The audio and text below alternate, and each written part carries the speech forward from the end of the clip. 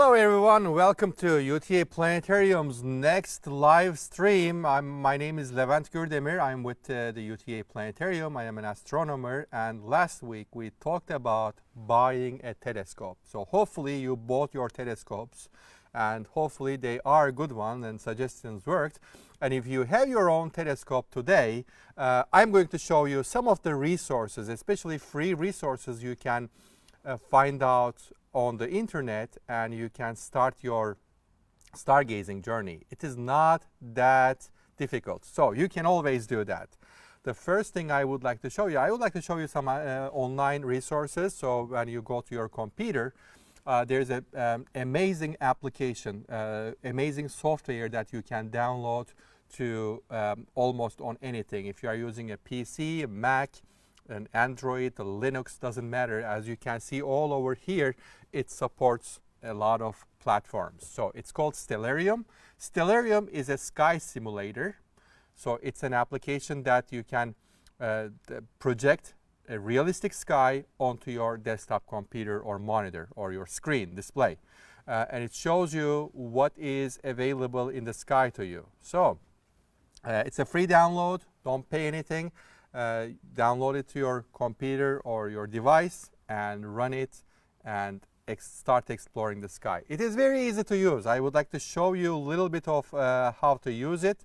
It is very easy. So when you run your application, you will see a scene like this, especially it's going to be like a grass area and your horizon and sky, and it is showing the current sky. That's why the sun is up. We are in the almost in the early afternoon hours.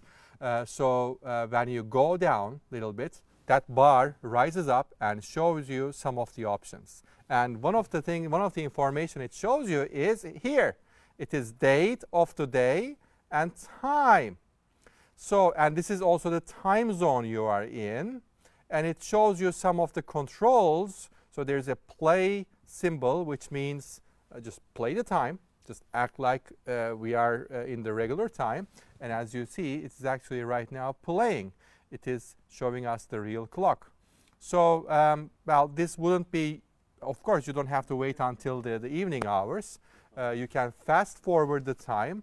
And how you will do it is you will just press the fast forward button over here. And when you do, it is going to magically forward the time and let the sun set, and you can actually start doing your first astronomy over here. During a day, the sun follows a path in the sky. So the sun goes from east direction to west direction, and when it reaches to the horizon in the evening, that's what we call sunset, the sun sets and stars and everything else in the sky starts appearing. Here we go. Magically, our sky appeared. So this is the sky, how it is going to look like from our location. Our location is Arlington. It is located right here. So Earth, Arlington, 0 meters. That means we are on the planet Earth, because in this sky simulator, you can actually transport yourself to different planets. We are in Arlington. It's all in the settings. You can change it to your location. If you are in the other side of the world, you can set that too.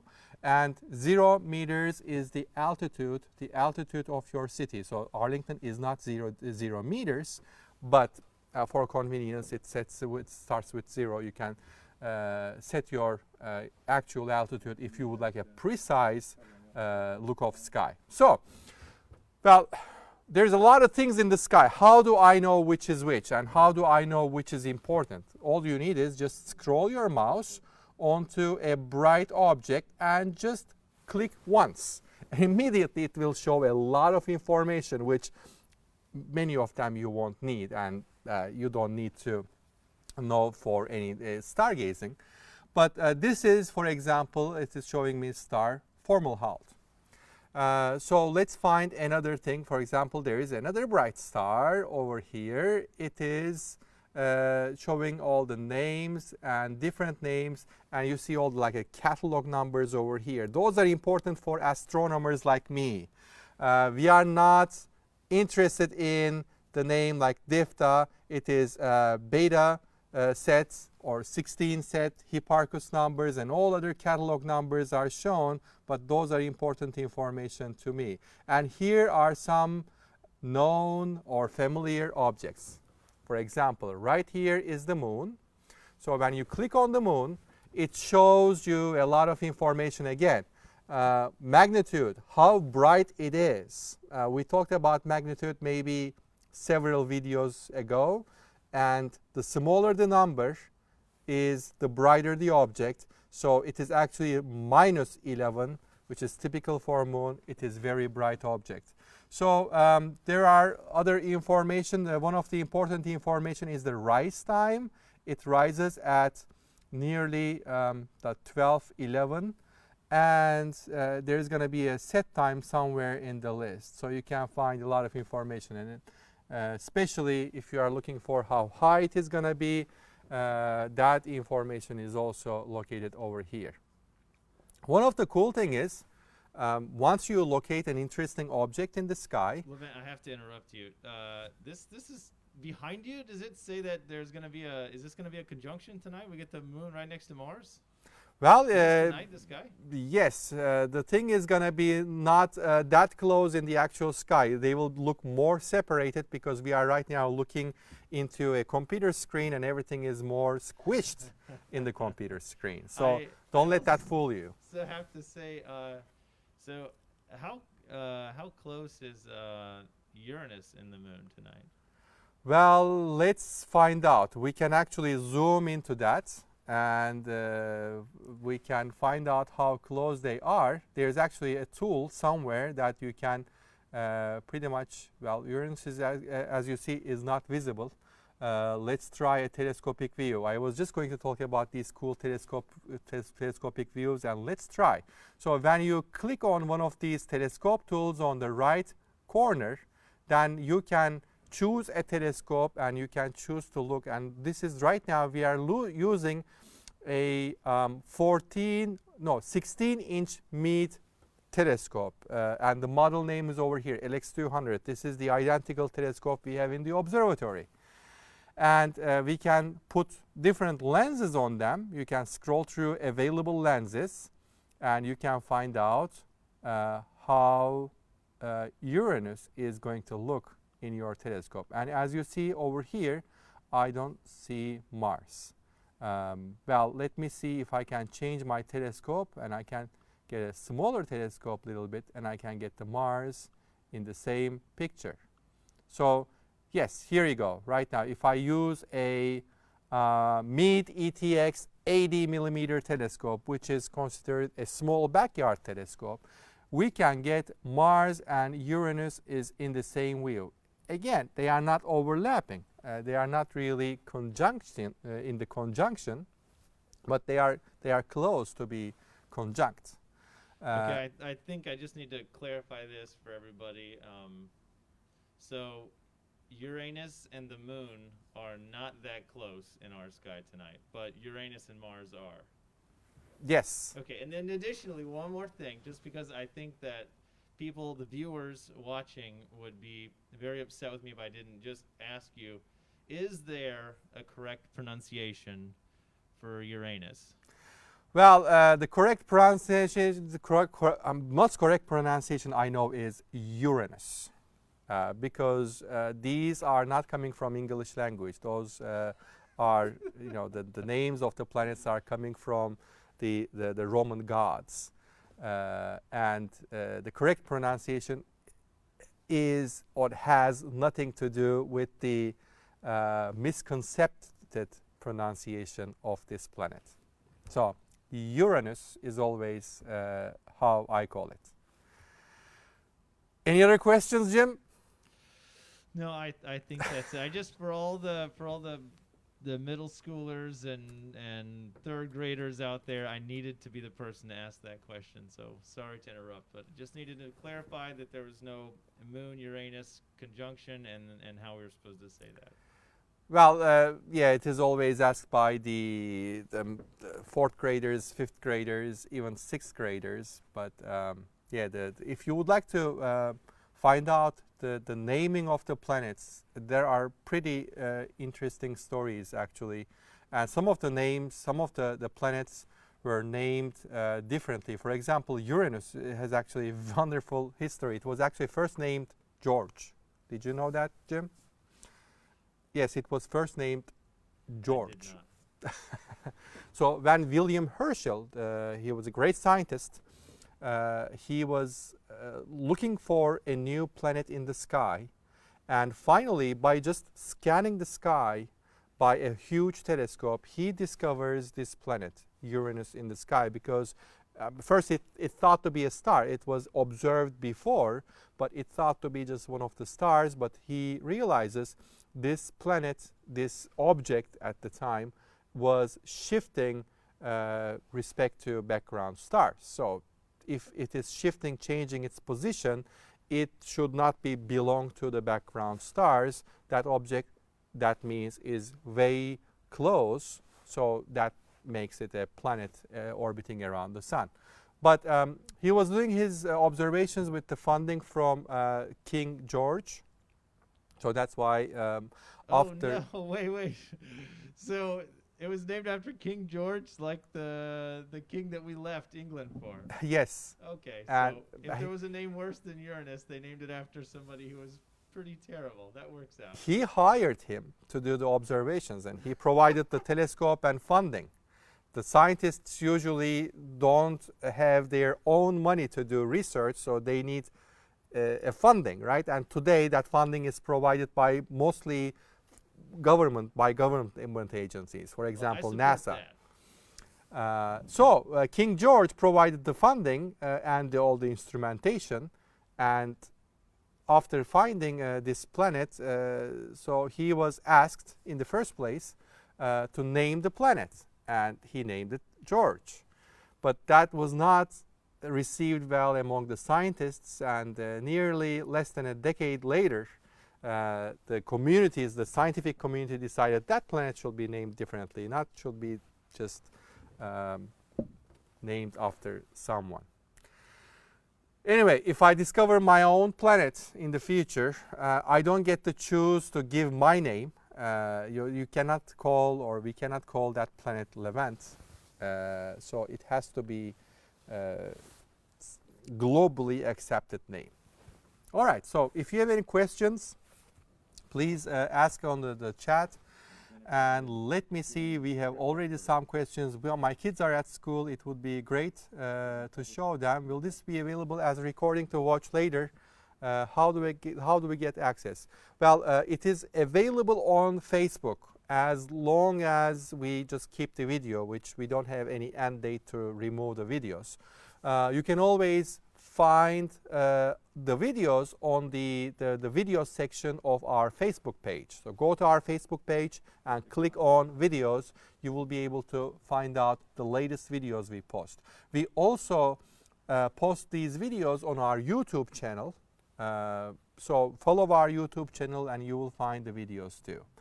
All right, so our live videos are saved after the stream and can be accessed through the videos. Same. Yes, those are saved. You can always watch them later. And all right, so Patricia asks about the telescope we featured yesterday. We sold it, unfortunately, and hopefully we will get more telescopes in the future in stock, and we'll make sure we give the best deal. What is the next time to see something like comets or something unusual? Blue moon will be coming soon. Well, I will show you a great website after this software. And yes, you can spot interesting things in the sky other than stars and planets. And about blue moon. Well, blue moon is always coming up, but the blue moon is not significant for science, because blue moon is just a name of the moon, name of the full moon, if that full moon is occurring second time in the same month. Well, how does it happen? So usually, because the length of the 1 month is about 30 days, right? The period of the moon, the time it takes to orbit around the moon, is about 28 days. So they are not equal. So that means approximately we through the month, we are going through the phases of the moon. But if the full moon starts with the beginning of the month, the first or second of the month starts with full moon, that means after 28 days, which is going to be the end of the month, we are going to see the full moon the second time in the same month. So that moon that goes into the end of the month is called blue moon, but has, again, nothing to do with the color. The moon doesn't appear blue for any reason with the blue moon. Great questions. Please keep asking if you have any questions. So let's say, all right, total lunar eclipse supermoon is coming up on May 26th. Jim provides me some information about the sky sites. So is there any other thing, Jim, coming up important? Well, I'm always skeptical about this supermoon because, I mean, in the astronomy literature, there is no supermoon. This is invented name by media. So just to clarify on that supermoon, we had a question about any unusual blue moon, so on and so forth. So this isn't a blue moon, but it will be as you could probably say, a slightly larger than normal moon, but often clarified by the media or classified by the media as a supermoon. No cape, no spandex, underwear or whatever comes with being super. But just to clarify on that, that's May 26th. Patricia, if you want to know, May 26th, the moon will be a little bit bigger than normal. To be accurate, it is 14% bigger, not 14 times. It would be great if it was 14 times, right? So 14% bigger in the best supermoon, but a 14% difference is not a noticeable difference for the size of the moon. We always make this experiment in the planetarium because we have a significant distance of the dome screen to the audience. In the dome, we project two moons. One is 14% larger than the other, and usually audience sitting about 30-40 foot distance from the screen, they cannot tell the difference. So this is pretty much the same. So let's go back to this software. Well, it is pretty easy to use. You can just go to any day and time. And one of the cool thing is you can actually go to your birthday. You can just reverse the time and you can go back to your anniversary night or birthday or any day in the past. If you would like to, like, for example, look at the sky when the ancient civilizations lived, like 5,000 years ago when they were building the pyramids, you can look at the sky how it looks. So it's a great sky simulator, and there are tons of options over here. You can see the constellations, stick figures, and of course we are in the telescopic view. We need to get out of the telescopic view. You can see the constellation stick figures like these.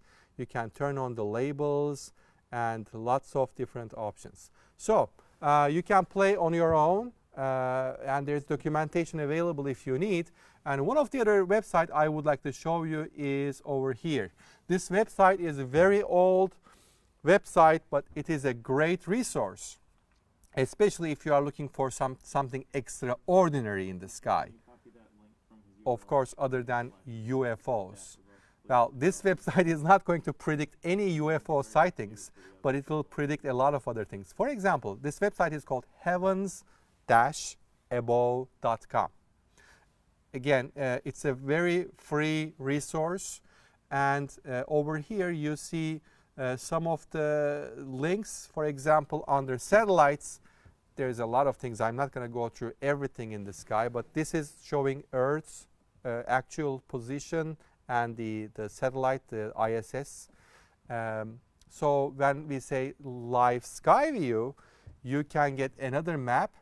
It's showing you the satellites going across to your sky right now. So if you can click on each satellite and find out all the information about them. You can find like Cosmos satellites and some arbitrarily named satellites. There is a SOHO because we are looking at the daytime. SOHO is there. SOHO is a solar observatory. It is the satellite looking at the sky, the sun continuously. So let's go back. And one of the other cool link over here is there is a Starlink dynamic 3D orbit display. You can go to that Starlink. Those are Starlink satellites. Well, it is hard to imagine, but yes, there are that many satellites going around. So I cannot center this for some reason. But yeah, it's cool. There's a lot of satellites, and you can click on each one and get information about them. Let's see, ISS. Sometimes you see a very bright thing just going through your sky, and yes, it could be ISS. This website, this section of website does the calculation if it's visible to in your location. So you can just change these, the search period, start search period, and dates and times. And you can find out the ISS visible passes. So you can actually stand up there outside at that time, and you can impress a lot of people by saying that, hey, in a few minutes, there's going to be a very bright thing in the sky appearing and going across. And when it happens, people will say, wow, how did you know that information? You can just go to that website and calculate and just stand out there with friends, and hopefully socially distanced. All right, so NASA website has great resources, so you can check out. And one of my favorite part is the missions tab, because it lists all the current NASA missions, and there's a lot of information. If you are wondering what that large group of people in the NASA are doing, you can get the specific information of all the missions. So let's go back to some of the questions. Patricia asks, what was that site? Heavensabove.com. Yeah, it is just, look at the comment below. We posted the link. You can find out in the comments. And some other questions. Do we have any other question, Jim? So we do not have other questions right now. This is what we got going on so far. It seems like we had a question earlier that we missed. Actually, I take it back. From Linda. Linda Moncrief asks, are there tools which would hold the interest of 3- and 7-year-old brothers? Thanks. Well, it can be anything from maybe a space toy, maybe like some space-themed T-shirts, or some of the posters and magnets and some stickers for the room. I know those are great for the earlier ages, like 3-4-year-old. And for 6-7-year-old, apps are certainly very interesting to them.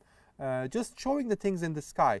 If you are trying to maybe just create some interest, or see if they have any interest built in them, you can just take the kids outside on a good night and show the sky and see if it is interesting to them. I think the best way to take any interest in the sky is just showing the real sky, because no application, no software, no visualization is going to be able to replace the beauty of the actual sky. And of course, and hopefully after the pandemic is over, maybe you can just take them to star parties. Some star party locations are available around Dallas-Fort Worth area. You just need to find your local astronomy club, active astronomy club, if you have any in your area. And one of the places I know is McDonald Observatory. If you don't mind long distance driving from Dallas-Fort Worth, it takes about 9 hours. You can go to McDonald Observatory. They have weekly star parties, and you can just enjoy. But you need to check out the lodging options. It may not be widely available in this time of year, so you need to find out. But it's a great location. It's just, I can't say middle of nowhere. I have done a lot of observations, scientific observations at McDonald Observatory, and used large telescopes located on mountaintops. I have to interrupt and say that you could also come here to the planetarium when the pandemic is over, like you mentioned. So this could be a great place to awe your younglings, for sure. Yes. Visiting planetariums, hopefully we will go back into that. But yeah, planetariums provide realistic night skies, and not only realistic night skies, there is a lot of information about planets, because we can actually virtually show you any planet in the planetarium from either its orbit, or we can just land on it and explore. So that's a great visualization lab. Levent, you talked about a lot of things in Stellarium, but I did have one question for people who live in cities and have light pollution. When you open up Stellarium, it, to me, looked like a sky that you would only see if you were out at the McDonald Observatory or in Fort Davis. Is there a way, or can you show us, if you know off the top of your head, how to change the sky to look a little bit more normal, as we would see it here in DFW with Stellarium? Yes, in the settings, somewhere there is a level of light pollution that you can adjust, and you can maybe match it to your city. Just look at the sky and find out in a particular constellation how many bright stars you can see, and you can just increase the light pollution in the stellarium until you match it. You can also change the horizon picture, that grass area. If you would like that area more look like your location, you can actually take a picture of your location and then embed it in the software, and it may just look like your backyard, or maybe the downtown area of your city. Patricia asks, does SMU still have an observatory? I'm not sure if they even had one, but one of the observatory I know of, well, we have an observatory over here at UTA. It's called UTA Observatory, which is currently not open to public, but hopefully after maybe this summer we will start doing public shows. Another observatory is located at UNT, University of North Texas, at Denton, and Jim may have some information on that, because Jim used to work there. Yeah. Their planetarium, definitely. of course. Now he didn't work at the observatory. Well, I did both. I ran and managed most of the public star parties at UNT for a little over a year, and I think that I'm not sure, they had some damage from a storm about a year ago or so, so I'm not sure how much of it's reopened. But there's no doubt in my mind that once the pandemic is over, they will be opening that observatory back up to the public and inviting people out. Before, it was like $5 a person. You just needed to bring stuff to stay warm, or if it's in the summer, something to avoid the mosquitoes. But yeah, they have a great observatory, many telescopes. It's a little bit of a drive, and it's kind of out in the middle of nowhere. That's the catch. If you were to come to our observatory, you have a nice in the city. It's not too far. There's a restaurant, like yards away. But UNT definitely, they have quite a nice observatory out there. Yeah, that was my marketing point when I worked to establish that observatory on UTA campus. It's a comfortable location, easier to drive. It's in the city. You don't have to go to middle of nowhere. You don't have to feel yourself unsafe. So that was great bullet points when I tried to establish that observatory. All right, so well, we enjoyed our talk with you, and hopefully that information was useful. Please feel free to find all the information on our Facebook page, and later YouTube. This recording will be available. And in the meantime, if you have questions, there is an Ask the Astronomer form on our website. You can utilize that form and direct your questions, and then on the next live stream, which is going to be next week, same day, same time, we will answer those questions. All right, for now, hope to see you everyone next week.